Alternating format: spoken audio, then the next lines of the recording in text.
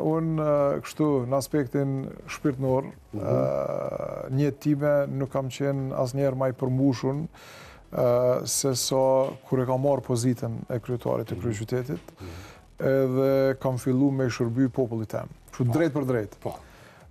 Se nuk ka përmbushje më të madhe. Gjitha ato gjana që kam bërë nëpër vende të ndryshme të botës, janë përmbushësh me to edhe kem rri diçka.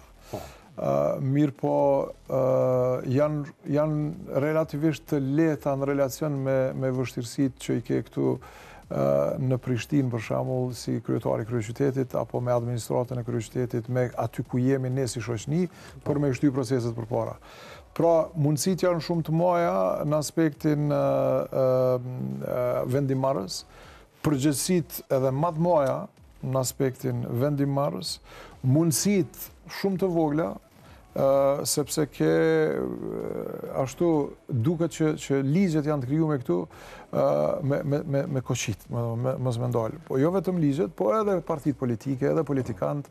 A ke pas informata në këtë drejtim? Kritika destruktive, jo konstruktive.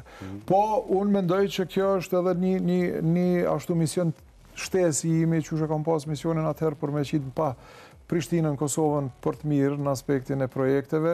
Mendoj që mundemi me pas, ose çdo ditë mundohem me pas impakt pozitiv që sado pak me gjithat forcën edhe punën që bëjmë ne, unë edhe ekipa ime në kryeqytet, edhe atë që e përqojmë jashtë, që me pas dal nga dale me transformu këtë mindsetin destruktiv në një mindset konstruktiv. Se nuk ja lo fajin prap edhe qytetarëve sot ose trive, e kemi mënyrën e shkollimit, mënyrën e edukimit, duhet me fillu qysh i edukojmë fëmijët tonë prej foshnjorëve, shkollave fillore, pra me pas një qasje kritike ndaj asaj që e mësojnë, jo me mësu përmensh.